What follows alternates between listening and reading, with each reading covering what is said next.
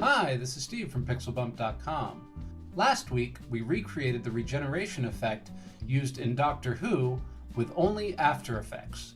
This week, we're going to step up our game a little bit and create the same effect, but we're going to go ahead and use 3D particle systems from Cinema 4D, and we're going to render them in Krakatoa.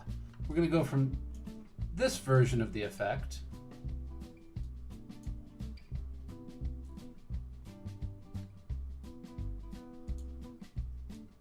over to something a little more like this.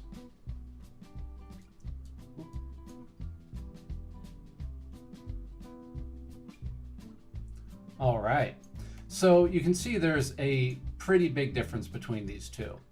And part of that is honestly just the fact that I was able to use a much more advanced particle system. Part of it was the fact that this is a second draft of the effect. So I was able to refine and redo things that I didn't like the first time. So before we dig into the 3D particle system, I just want to review really quickly some of the changes I made in AE. And what I did was I refined a bit of the fractal color under the skin. I tracked the face with mocha and added in little veins that we could see popping up here and there. I just wanted it to have a feeling of more energy underneath the skin. I think I was really missing that from the last version. And I added in, as you can see here, we've got some rippling distortion from a heat distortion, and then I've gone ahead and emanated white light out of the eyes. All of this just, like I said, just to add more of an energy under the skin and bursting to get out effect. So with those changes in mind, let's go ahead and dig in how to get our particles interacting in a much more interesting and realistic way using X particles and Krakatoa. So the good news is if you've used Krakatoa before in either Maya or 3ds Max, it's very similar here in Cinema 4D. There's only a few changes to the way that you would normally work. What you need to do is set your render tab here to Krakatoa, and then you'll get a Krakatoa tab, and then you've got a set of tabs up here. Now the ones you're really going to use the most are going to be Output, Options, and Shader. This is where the majority of the look and feel of your particles is going to come in. And we're going to kind of dive into each of these as we go along. But first, let's go ahead and take a look at our simple setup. So what I've got here is my plate footage in Cinema 4D on a background layer. I have a 3D head that I've brought into the scene, and as you can see, I've animated it along the timeline to match up to Adam's position. And it's a pretty good approximation. You can see it doesn't quite match up everywhere, but I was using a found piece of geometry. I didn't model one to Adam's head exactly. And what I did was I just went into my content browser, grabbed the 3D human preset here of Fred, and I cut his head off. And then I just aligned it up to Adam as best as I could. And for what we're going to be doing, this is going to be good enough. As long as the motion is really close and the placement is very close, we're going to get away with a lot because we're not going to render the geometry itself. We're just going to render the particles that we're going to get out of it. And the reason I went ahead and did that is so I could take a particle system. Here I'm using X particles, and I could plug in that head as my generator. Now, you don't have to use X particles with Krakatoa. Krakatoa is happy to use any particle source that you've got. You could use X particles, you can use thinking particles, you can use the regular old emitter from Cinema 4D. You can also use Turbulence FD, or you can use a PRT source. A PRT source can come from a number of different applications, either from Krakatoa itself or something like RealFlow. We're going to go through a couple different ways to render the particles here, but we're going to start with the first level, which is just the small dust particles that come off. So you can see those there. And if we look at our render once again, it's all these little teeny ember-like particles. That's what we're going to do first. So I'm not going to really get into the X particle setup here. I wanted to make this more about Krakatoa. If X particles is something you're interested in, let me know and we'll come back and do another one with a little more depth of how all this got set up. But we've got our particles generating off the head, and right here you can start to see as they interact with the head itself. This is something we could never get out of After Effects on its own. As much as I like Particular, this kind of geometric interaction is just something it doesn't do. So this is going to give us a much more interesting and realistic looking simulation. And as you can see, the particles just kind of get left behind. They have a bit of turbulence to them and they float around. So what we're interested in here is to see the individual particles themselves and have them be more ember-like. So the first thing you need to do when you're setting up a Krakatoa render is click on your emitter. And again, it can be any of the different types of emitters that we've already talked about.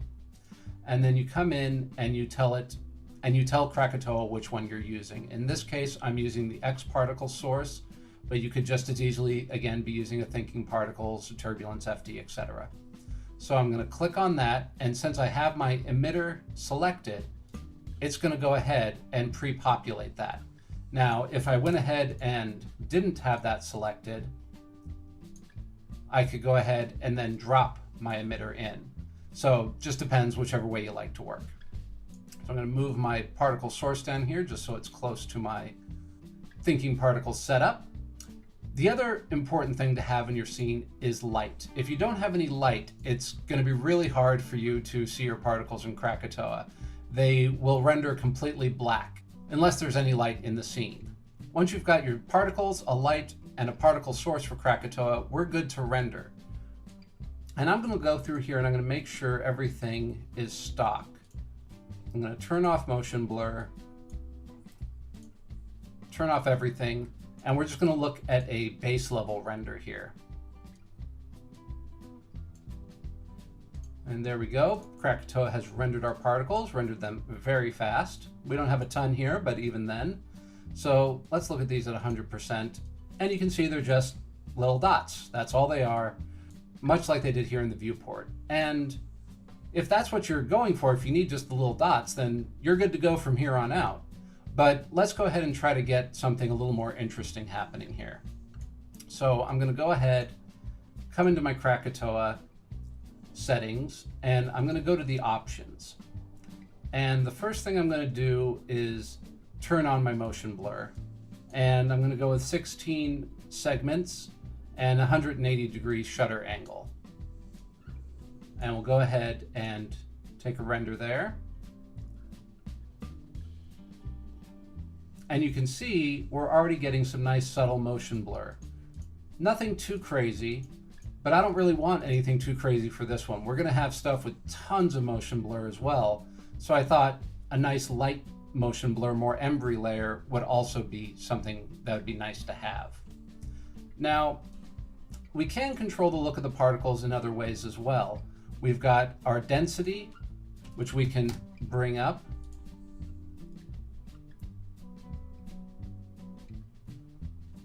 And as you can see, they're just a little bit brighter now.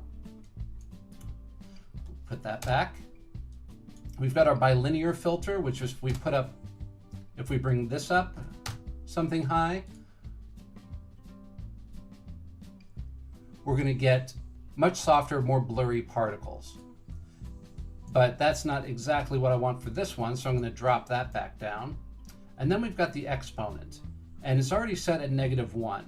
Now, if I put this to 0 and hit render, we're going to see it has an effect very similar to our density, but even more so. It's really thick little particles now. And this one kind of is the exponent and the final pass density are where you're going to get your final density look. So if you go ahead and bring it down to a -2, you're going to get a lot softer, much more subtle particles that we can then come in and say, let's bring up our final pass density a little bit and maybe counterbalance that. There you go. So it's just different ways to deal with the amount of density, the thickness of the particles, and the blurriness of the particles. Now there are other modes. There is nearest, which is going to just get you very sharp particles no matter what, because we've lost the ability to use the bilinear filter. And then there's bicubic, which is going to give us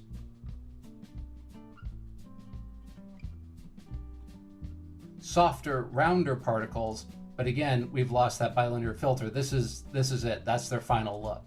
So I like staying with bilinear because it's going to give me the most render options. Now down here in motion blur, we've also got a set of options.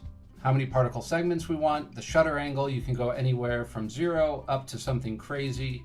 Like we're going to do in a bit of something like 3600 for a nice time-lapse effect. For now, I'm going to leave it at 180. We've got a depth of field, which I'm not going to use at this time. And then we've got matte objects, which I have enabled. And what a matte object is just like in any other program, it's going to allow us to define geometry that can occlude the particles. Any particles that are behind this geometry, we don't want to render. So how do we tell the Krakatoa renderer that this geometry is something we don't want to render? That's in the secondary menu for Krakatoa, which is the right-click menu. So you go to your geometry, right-click on it, and then you've got Krakatoa tags. And in this case, we're interested in the Krakatoa mesh tag, which we can go ahead and click on. It's going to add that tag in. And we've got visible to lights, visible to camera. That's fine. But now it can see it as a matte object. And if we go ahead and do another render, I don't know if we'll see anything really different in this version, because I don't know if any of those particles are actually behind. No. But it's a good thing to do for the future once we start having tons and tons of particles, because some of them can slip through and be on the other side. And if we take a look at that render here in After Effects, we can see it is just this really nice little dusty layer. It's got very subtle motion blur, very similar to what we tried to get our dust layer in Particular to do. So this is really kind of the same layer, just a bit more advanced. And you can see here, it just holds that shape of the face, really making us feel like the particles are coming right out of the skin. So that's the first and most basic version of rendering particles here in Krakatoa. So for this effect to work really well, we're going to want multiple layers of particles. So let's go ahead and start building up another layer. And this one, I'm going to want to be a little bit heavier because I want it to be a little more thick and swirling. So let's go ahead and just take a look at our setup here real quick. You can see we've got our geometry with our matte object installed. We've got our X Particles Krakatoa source, which is based on the emitter from X Particles. And let's go ahead and generate out a few particles. And you can see we've got a much higher volume than we were dealing with in our first render. And we'll go ahead, stop it about here, and let's just take a quick render and we'll just see what we've got. Now these settings are exactly the same as what we did with our last set of particles. We've got a motion blur of 16 samples and 180-degree shutter angle. We've got our bilinear filter at 1, density at 5, exponent at -1. You can see it's really not looking, it just looks like a lot more of what we already had. So let's go ahead and, like I said, try to get these to feel a little more gaseous. And let's bring up our particle segments and let's really bring up that shutter angle. We're going to bring it up to 3600. And let's go ahead and just take a look at what that difference is going to be there. My guess is we're going to get a lot more long streaks, which we do. We get a lot more kind of very hairy looking particles right now. And that's not necessarily bad, but what we want to do is kind of give them a little more blur and maybe bring down their exponent, give them a little less density. So let's go ahead and take another render here.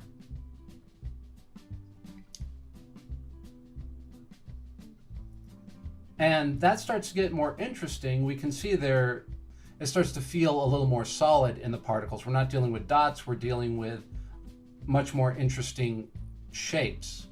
But we just don't have enough particles here to really make this work. Now there's two ways you can kind of deal with not having enough particles here in Krakatoa. And the first one is to do partitions. So if we come back to our render settings here and we go to output, and we see our render to is set to viewer right now, which means it's going to render right here to our picture viewer. But if we drop it down, we've got some other options. We can send it out to a file, a multi-channel EXR, or we can save particles to a file sequence, which is what we want to do. And if we come down and take a look, we can choose which channels to export. I've gone ahead and selected the velocity, the color, the density, normal, position, age, lifespan, just kind of the general things that would be good to have in our particle partitions. And then below export channels, we've got partitioning. And I've got turned on save multiple partitions, and the default is 10. And that's usually a pretty good default. I'm going to go ahead and leave it at 10. And if I wanted to do a sub range, so say we wanted to do frame 15 to frame 53, we could do that here with a sub range.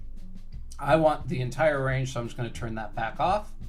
And then down here at the bottom, we've got the increment emission random seeds, which we want to have selected so that way each partition, the particles will be in a slightly different place. But we can also randomize the position and the velocity by a little bit, which is going to help give us another set of randomization, which will make all the different layers of particles more unique. With those all set, I would go over here and submit saving job or partitioning particles. So, but before I click on that, I'd want to come over, make sure my output is set, and I would want to come over here and have a file path saved. And then you come down, hit submit saving job or partitioning jobs,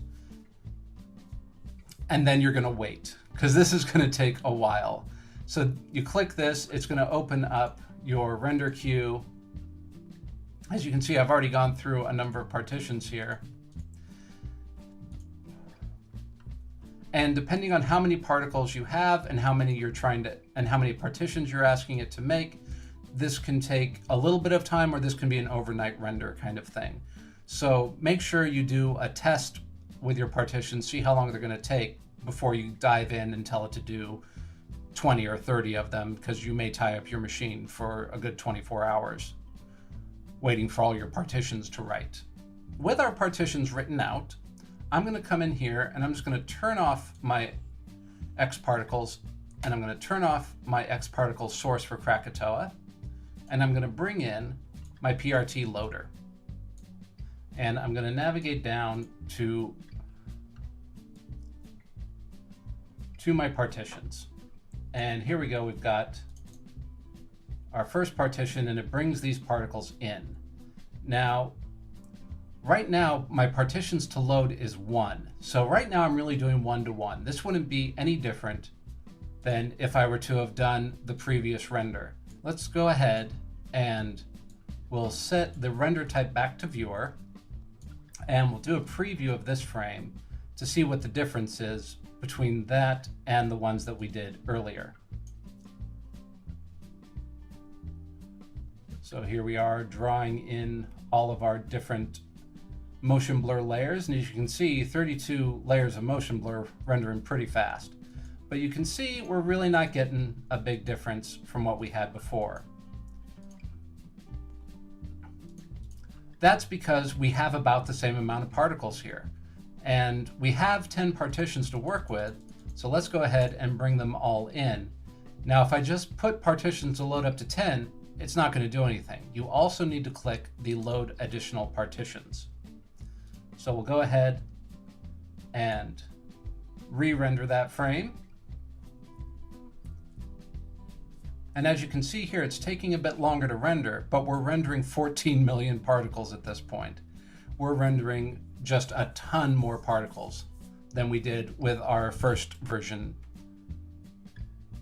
All right, so we finished our frame render. It took about 1:40 seconds, which for 14 million particles is extremely fast. And you can see we've got a little bit of craziness happening over here because some of the particles are just shooting off very fast to the right.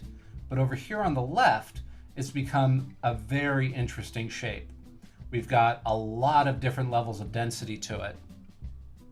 And I think in the composite, we can turn this into something really, really fun. And if we take a look at them here in After Effects, we can see there's just a really nice, beautiful kind of gaseous effect that we're getting here. So that is going to work really well with our nice tiny dust ember particles. But I think we should get even another layer of particles in there that we can use as kind of a big background to lay these all on top of.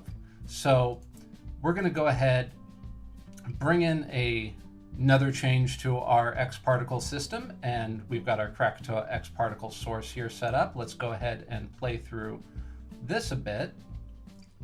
And you can see with this one, we're getting even larger amounts of particles. They're sticking around longer. You get a little bit more of the turbulence. So we just have a much larger volume of particles here.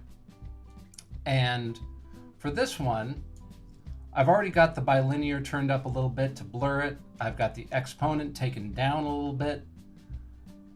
And I've got that really high motion blur again. So let's go ahead and just take a quick preview frame here, see what we're working with.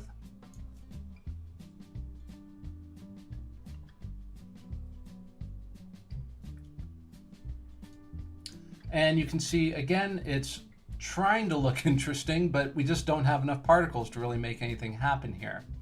Now, we could send this out to another set of partitions, but I want to show you another way to add particle volume.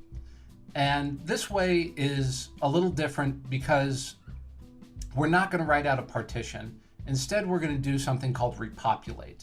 And this is really useful if you've ever been given particles by another artist. So maybe somebody in RealFlow generated particles for you, handed them over, now you need to render them out, but it's not enough particles. They really just didn't give you enough, and they're no longer on the job, or there's no way to resimulate them. Well, Krakatoa gives us a great way to deal with that. So I'm going to go ahead, right-click on my particle source. I'm going to go to my Krakatoa tags, and I'm going to come down to repopulate particles here at the bottom. I'm going to go ahead and click that on.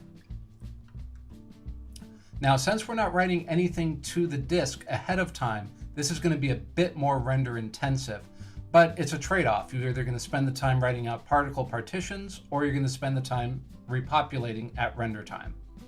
Now, one of the most important numbers that you're going to deal with in here is your fill radius. The larger the number is, the less particles you're going to have.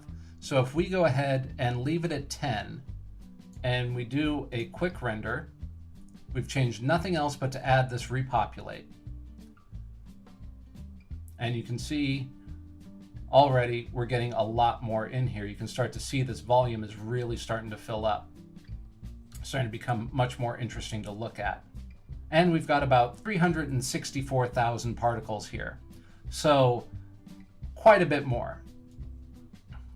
But if we come down here and bring this down to something like 5 and go ahead and preview render that again,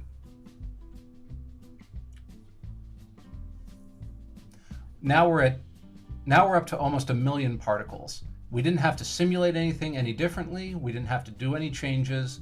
We're just adding more particles here at render time.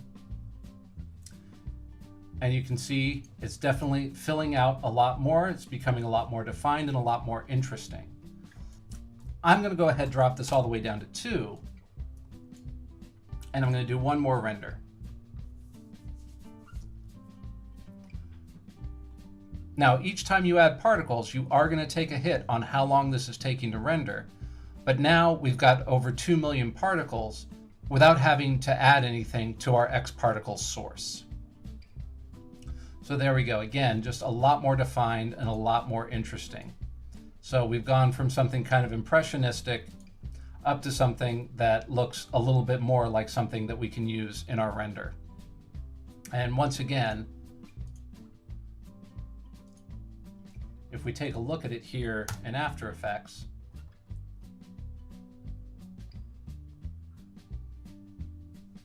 we'll just see a really nice large amount of particles with really nice long motion trails, really nice smooth movement, just really fun to work with. So if we bring in our different particle layers here to After Effects, and we'll go ahead and put them underneath our heat distortion layer. I'm going to go ahead and turn them all to screen. And I'm going to kind of reorder them here a little bit. We can see that maybe they're a little too light right now, so we can bring in a curves adjustment. Kind of boost it up a little bit. Let's go ahead and add that to both of those. And I can take one of my layers here, and I'm going to add a little vector blur on top of it, about 25. And that's just going to give us a really interesting shape with our particles. It's going to become much more like energy lines. So you mix that together with the backing, and you just start to get layers and layers. Let's go ahead and add a little bit of fast blur onto the backing layer. And we start to see really quickly that we're getting a much more complex and interesting effect happening with our particles. And this is really a look and an effect we were never going to be able to get out of particular with After Effects. So if we go ahead and add our embers on top, and let's just go ahead and add a little glow to those guys.